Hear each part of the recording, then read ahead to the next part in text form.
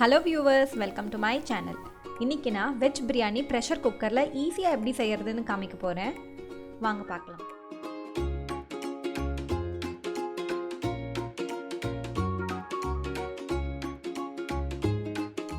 ஒரு cup basmati rice எடுத்துர்க்கேன். 20 minutes ஊற வெச்சுக்கோங்க.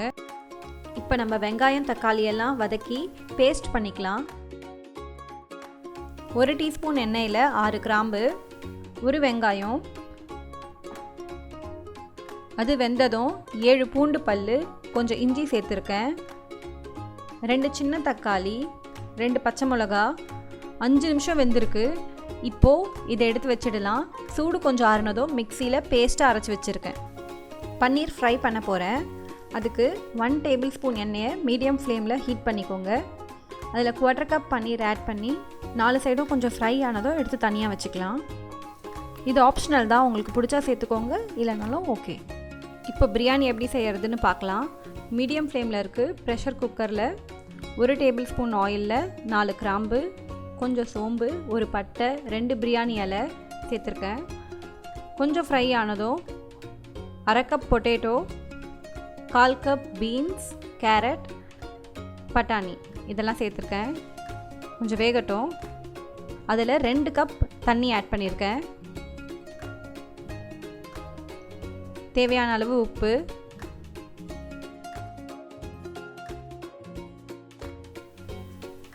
அரைச்சி வச்ச அந்த பேஸ்ட் சேர்த்துருக்கேன். 2 டீஸ்பூன் பிரியாணி மசாலா நல்லா மிக்ஸ் பண்ணிக்கோங்க.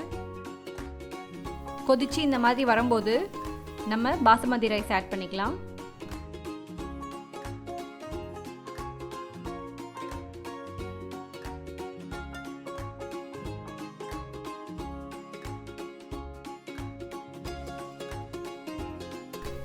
ஆல்ரெடி ஃப்ரை பண்ண பன்னீரும் ஆட் பண்ணிக்கிறேன். 1 டேபிள் ஸ்பூன் நெய் ஆட் பண்ணிக்கோங்க உங்களுக்கு வேணும்னா. இப்போ ப்ரெஷர் குக்கரில் 1 விசில் வைக்க போகிறேன். லோ ஃப்ளேம்லேயே வச்சுக்கோங்க. 5 minutes ஆனதும் ப்ரெஷர் ரிலீஸ் பண்ணி பிரியாணியை மெதுவாக கிளறி விட்டுக்கோங்க. சுவையான சூப்பரான பிரியாணி ரெடி. இந்த வீடியோ உங்களுக்கு பிடிச்சிருந்ததுன்னா மறக்காமல் சப்ஸ்கிரைப் பண்ணுங்கள், லைக் பண்ணுங்கள், உங்கள் ஃப்ரெண்ட்ஸோடு ஷேர் பண்ணிக்கோங்க. தேங்க்யூ ஃபார் வாட்சிங்.